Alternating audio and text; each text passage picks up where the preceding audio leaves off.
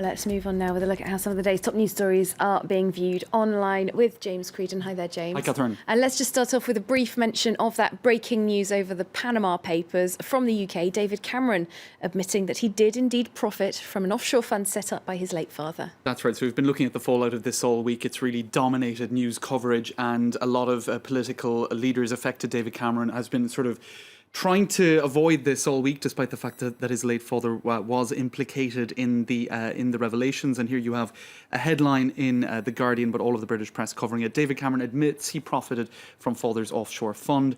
The immediate reaction online under hashtag curse David Cameron. So a lot of bad buzz is, if you still want to vote Tory, you are an enemy of our society. Lots of comments like that online. To be expected in the heat of the moment, I suppose. There are some comments as well, obviously, tempering it. But let's just say bad news for David Cameron, as it has been for a lot of politicians this week. Indeed, and we'll be looking closer at that story later on here on France 24. Let's move on now with the French leader, François Hollande, giving a major interview to the German newspaper Bild this week. Quite a lot of reaction to that, some positive, some not so positive. That's right. This ahead of the meeting today between François Hollande and Angela Merkel. A lot of tensions between the Franco-German couple.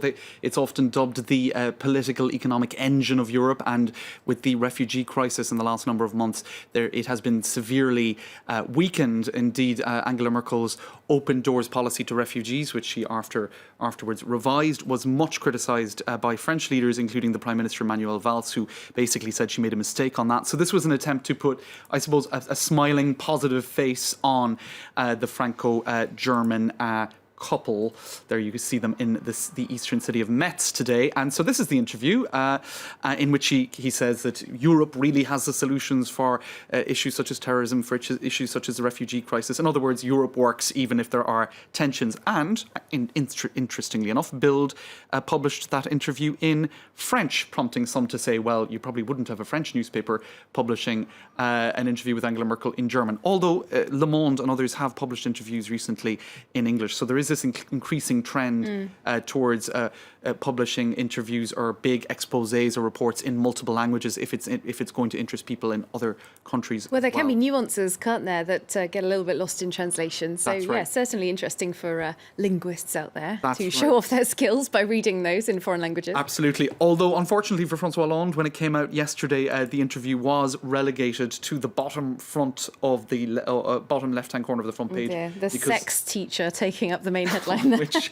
I think wasn't the plan of the Whatever communications that's about. team. That's right. It's some scandal in Germany, but I'm sure they would have hoped for front page coverage. But it did get an English language version as well, that interview in Business Insider. Europe cannot wait for others to solve our problems for us. So an attempt to put a positive face on Europe's ability to act together. And that preceded, as I said, the meeting with Angela Merkel today in Metz.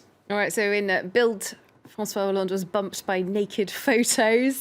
He's also been somewhat overshadowed in the last 24 hours by his Economy Minister Emmanuel Macron, who launched his own political movement. That's right. I forgot to mention just one question that was asked of François Hollande by Bild was, will you be candidate for the presidency next year? He's languishing very, very low in the polls at the moment, less than 10%. He said, I will tell the French press that when the time comes. Thank you very much, Bild. Go away. But indeed, people like Emmanuel Macron are sort of snapping at his ankles in terms of, I suppose, young, up-and-coming politicians.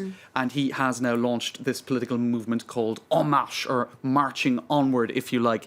Now, he says it's a movement that is neither left nor right, and it's meant to kind of gather people together. He launched it last night with quotes such as this: after the founding fathers and bureaucrats, our choice is now between gravediggers and reformers. He was talking here about Europe. In other words, we need reform. We need reform on a European level. France has often been accused by Brussels and by Berlin as well of not perhaps being swift enough with reforms. Emmanuel Macron with his labour law recently, which has been diluted. This was an attempt to bring France into line with, I suppose, some would criticise it as sort of neoliberal trends in terms of business and employment contracts. Emmanuel Macron creates his own political movement, soon a European movement, says this Twitter user.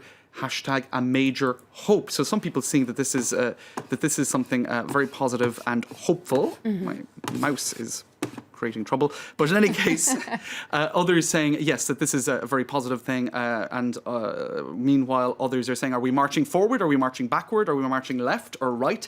This seems like a bit of a complicated waltz, Manuel Macron. Of course, he is a minister in a socialist government, but he himself claims that he's not necessarily 100% socialist in his outlook. Indeed, he's a former employee of the Rothschild Bank.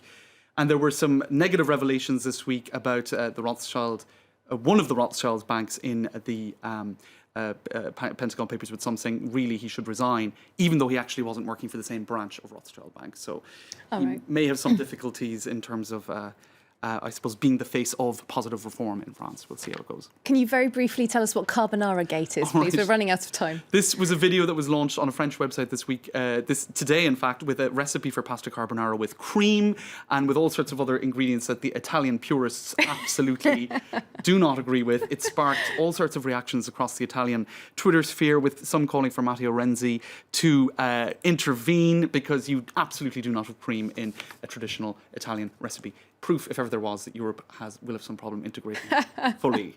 Carbonaragate. I just love Italian food. I don't care how you cook it. Thanks so much, James Creedon, with Italian food and Media Watch for us here on Live from Paris. Thanks, Heather.